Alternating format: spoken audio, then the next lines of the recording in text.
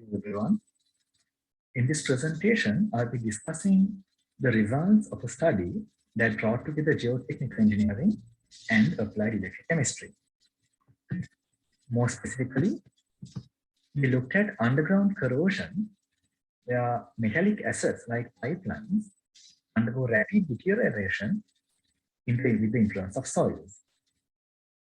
Now, underground corrosion is a problem that most of us don't really notice because it happens largely unseen on the surface until such a thing like a pipe failure, for example, happens.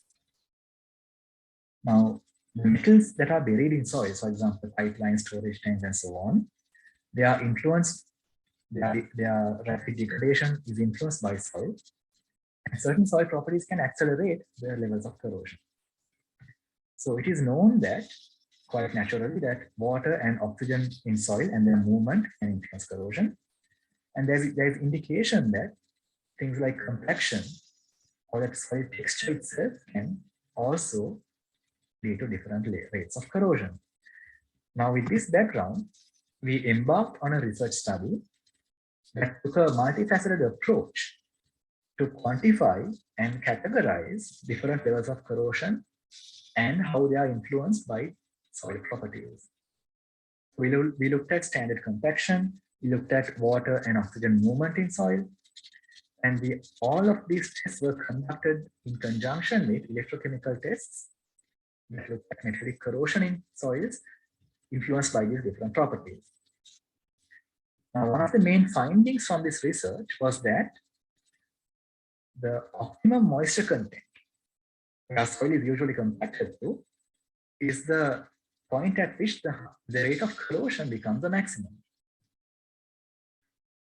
Now, what this means is that if we're trying to lay a new pipeline, we'll dig the trench, we install the pipe, and then we'll fill the trench with backfill, and we'll compact the backfill to the standard practice, which is to compact it to the optimum moisture content. Now, this optimum moisture content, incidentally, is also where the highest rate of corrosion happens. Now, given pipes are sometimes protected with coatings or with cathodic protection, but in the case of failure of one of those protection methods, or if the pipe is old and there was no coating at all, and if we did a repair and we compacted, with backfill again, they're creating the conditions for the highest rate of corrosion.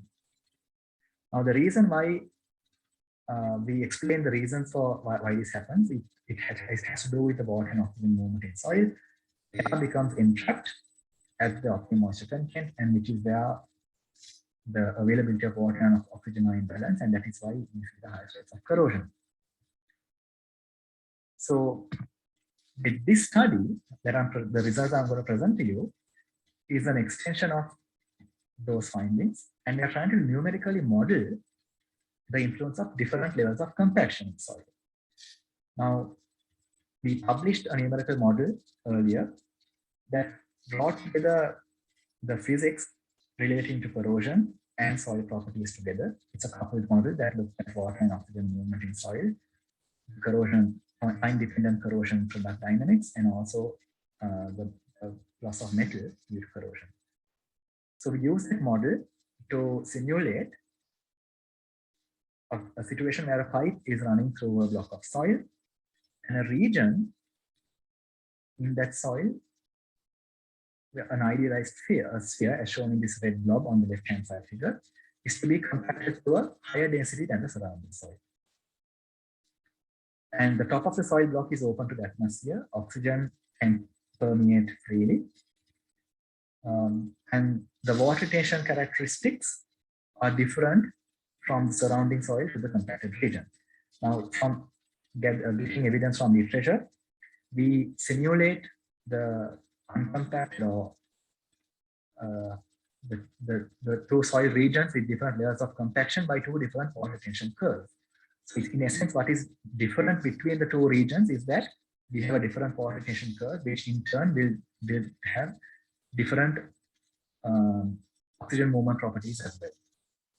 And we will have a common soil suction profile that would be governed by a standard climatic condition. Now, we simulate this as a time-dependent model. So we are looking at a fresh pipeline buried in soil, an uncoated pipeline, fresh metal. And with time, corrosion levels will increase. And with the given water retention property, we'll see the influence of these properties on corrosion. As the results, what they indicate is that, as we expect, the retention of water within the two regions will be different. And this differential condition eventually leads to what we call a localized corrosion patch. As you can see on the right-hand side figure, the red region denotes what we call an anode. Now, an anode is where the oxidation of iron takes place, or where the actual corrosion happens, supported by the cathode, where oxygen is reduced. Now, what we are showing here is that due to the differential compaction conditions, the region in the center is compacted higher than the surrounding soil. An anode is created at the highly compacted region, and that place will undergo high levels of corrosion rapidly. So in other words, what we are seeing is a differential aeration corrosion cell that is created due to the difference in soil. So these are the results. The additional results are presented in the full paper. And I will also touch on how we can go further from here. Now we know that in this model, we had an idealized sphere to denote the compacted region, but in reality, soil will have its own natural variations. Typically, soil will show a layered structure, but with space in a spatial setting, we can expect to see natural random variations. And these soil variations can be simulated with random fields. So when we can give a statistical distribution of soil properties along with their spatial variations, we can simulate, or we can model different realizations of random fields. And we can feed these random fields into our numerical model and see what happens. So similar to the result that we saw earlier, what we see is that in such situations, the natural random variations in soil, or the natural heterogeneity in soil, can lead to corrosion patches. There are certain regions on a pipeline along a steel tube or any other metal for that matter, will undergo rapid corrosion locally. And with time, they will evolve, and these localized patches will rapidly deteriorate until it leads to failure. Now, this is interesting. This is how actual pipes fail. So when we look at failed pipe segments in the field, we see that typically a pipe will be in good condition except for a small region which we call a patch. Now, what we have shown here is that the natural variations in soil can lead to such corrosion patches and eventually failures. So to recap, we used a numerical model that we developed earlier to look at the different levels of corrosion as influenced by different compaction levels. And we were able to go further from that by looking at natural random variations in soil that will similarly influence corrosion. And our idea is that such a mechanistic approach will be useful for field investigations of practical asset management. Now, provided one thing to note here is that, especially in a random field scenario, running the model can be computation intensive. So we have actually looked at machine learning approaches to supplement the model so that we can actually run multiple realizations of random variations in soil and look at how it will lead to field levels of corrosion. So underground corrosion is largely a problem that is unseen. People don't see what happens, but the pipes or other infrastructure will deteriorate with time. And models like this that bring together different fields of study can help us predict such levels of corrosion in the field and help our infrastructure last longer.